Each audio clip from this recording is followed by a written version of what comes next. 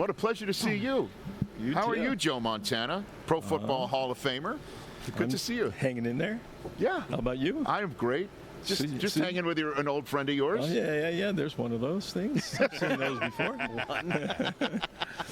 Do you have a replica of the trophy? No. You don't? No. You didn't. You never did one of those things. No. Huh? I should. I never thought about it though. I think it's never too late. You can get one. I'm sure. You probably know the right people to call for that sort of thing. Maybe. Okay. It's good to see you. You too. What is it? What's going through your head in a Super Bowl week? Any memories come through at all? Or you're ready to go as a fan? What are you doing this week? Yeah, I mean this week is like right now. Those guys are probably going crazy. What is today? Wednesday? It's Thursday. Thursday. Yeah. Thursday. I think the families all come in. Right. Either Thursday or Friday, and then all hell breaks loose. Right. I don't like my seats. I want to go to this party. I want to go to that party. I don't like my room. I want to just like. You would get those calls during the Super Bowl week? No, I was lucky because Jennifer handled those things. She was the wall for me. Yeah, she was great. She just let me do what I needed to do this week, and the weeks leading up, the days leading up to this, they're ready to go. I mean, they were ready to go. Joe Montana again just sat down here. He's joining us on behalf of Pfizer, and we'll get to that in a moment.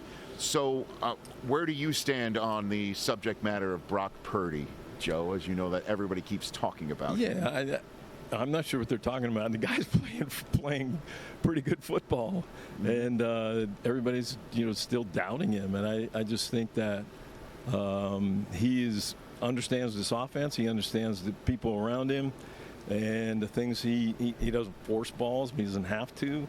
But you can always tell when a guy is comfortable in an offense when he's playing like Brock's playing. And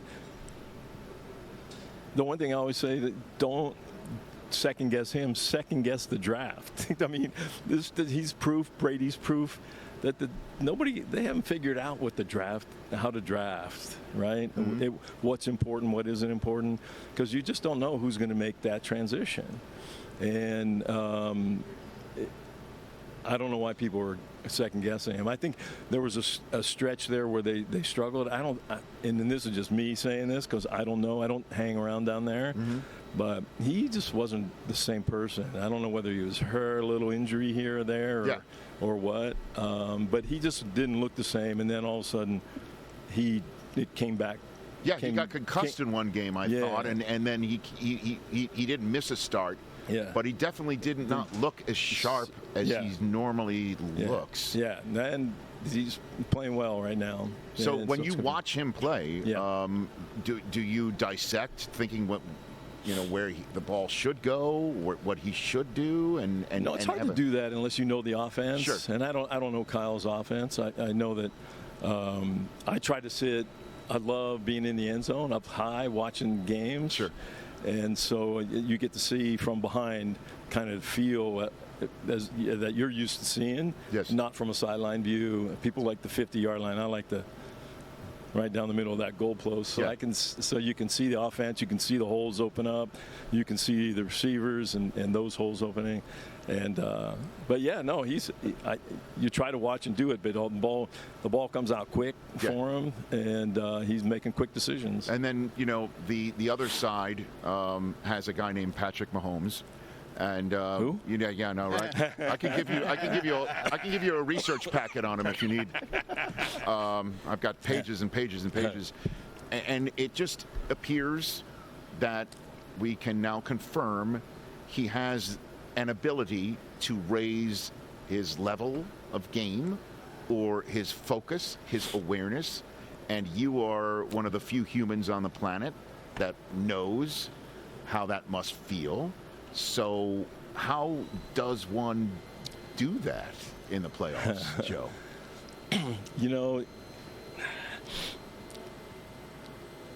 You want the person who wants the ball, right? You want he has that mentality that he doesn't care what the score is. He doesn't care if they're winning or if they're losing. He's playing on that same level. And he doesn't, and when they're in behind, you would get people who go, hope we run the ball, he's not like that. And you could just see in his demeanor, like I said, even when they're winning, he has that same look in his eye and the feel. I mean, this is what it's about right here, coming down this stretch and the way he's been playing. And, you know, you keep looking around. I keep going, why do they keep getting rid of all these guys around him, the receivers and running backs, and then the new groups come in, and it doesn't seem to affect him at all.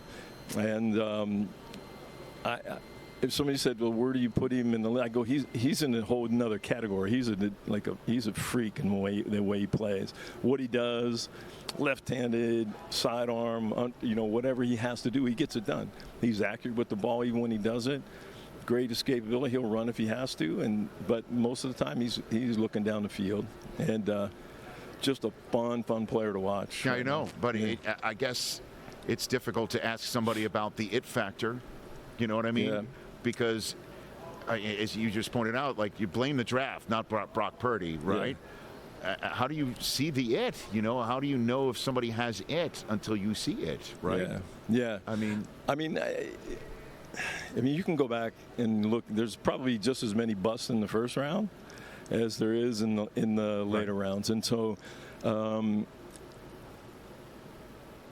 How are you able to just? I don't know if there's a way, honestly. Did you just feel calmer on big Super Bowl Sundays? Like, did you just go in the other direction? Is that what it was? No, you just have I've always wanted to get hit first, right? Just to get me back, you know, my mind right. Mm-hmm. Like, otherwise you keep thinking, waiting for that first hit, and then all of a sudden things seem to change in my mind differently. I don't think. Well, these guys don't get hit as much anyway, so that's probably not a big part of their game. Mm-hmm. But you just go into this, preparation mode that, helps you when you get on the field. You're not thinking about what's going to happen because they're already ready to go.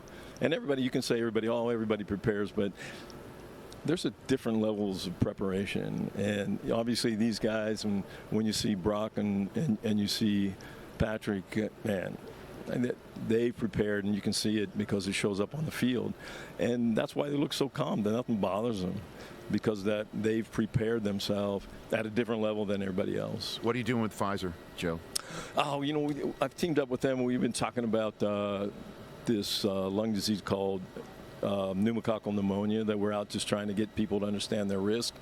Especially they picked me because people like me who are over 65 are at a higher risk, and but you're still at a risk at even younger if you have other issues like diabetes and asthma. They put you at a higher risk also, even when you're a lot younger, all the way down to I think 19 they're saying. But and what we're doing is just trying to get people aware that a vaccination can help prevent that. And if you want to know more about it, just go to knowpneumonia.com, and it's like KNOW pneumonia.com. Yeah, you're not spelling pneumonia. No. No, I didn't. PNEUMONIA, and I needed to look down at my card for that. knowpneumonia.com. What's your prediction for the game, Joe? What do you have? Yep. Yeah. Who do you have in this game? What do you got? What do you got? I can't say. Why? I'm going to get in trouble somewhere. Well, I mean, I understand you played for both. I played for both. You got fans in both places. Well, I'll say this. Okay. I think it's going to be a good game. I don't know who's going to win. Obviously. Well, otherwise I would go back to the casino. I was about to say you'd be up the strip. Yeah. Right now. Yeah. Okay. And but they've won. The Chiefs have won a couple here recently. Yeah. 49ers. Someone just told me it's been like 30 years. And so, I don't know. I want to see a good game, but at the most, probably the 49ers. There you go. Oh. Well, you got to know where you live, too, right? Yeah, I lived there, too. But okay. I honestly loved Kansas City while we were there. The people were awesome. The fans are, like, ridiculous. I know. Oh, my God. Have you ever played in that stadium as an opponent? Oh, you wonder how it gets so loud, but they got some great people. Before I let you go, there's a famous photograph of you drawing up a play in the dirt, I guess, with Bill Walsh, where you took a knee. I mean, what is the genesis of that photograph? It looks like we're doing that, but I came to the sideline, and whatever game it was, I was exhausted, and so I just took a knee, and I just said, "Oh, give me a second, coach, and I'll stand back up." He goes, No, just stay there. I'll come down there. And so we basically talked about what we were talking about, and we were just playing in the grass, and he was just talking about what we were going to do when I went back out after. So you were taking a knee to take a break. Take a break, yeah. And he's just like, "Don't worry, I'll meet you down there." I'll come down there, yeah. Because, everybody thinks that you're drawing up a play in the dirt like it's a backyard. You know that, right? I wouldn't have put it past him, but I think we had enough plays in our playbook. But, that was just the way he was. He was always conscious of how you are, how you feel, and he would even do things to make you laugh sometimes. Like the first time I threw an interception in the end zone, I used to go from the field straight to him, and not like he yelled at me, but I knew I was in trouble when I got over there, and he was doing this, right, with this little pat on his, and he was looking at me, and I walked over there, and he looked me dead in the eye and said, "What was that?"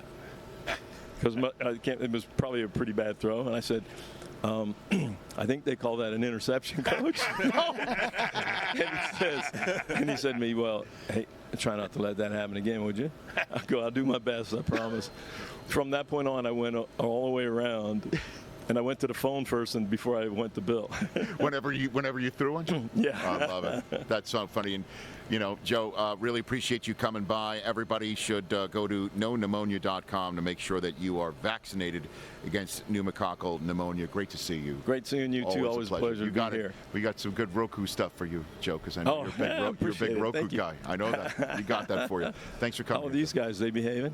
Are you behaving? Well, he had hot dice last night. I was hot dice last night, Joe. Oh, nice. You'd have been proud. So you had that. Yeah. But otherwise, yes. Everybody's good. Good to see you. You guys have a great week. That's Joe Montana, everybody. Catch the Rich Eisen Show every single day on the Roku channel, 12 to 3 Eastern, for free.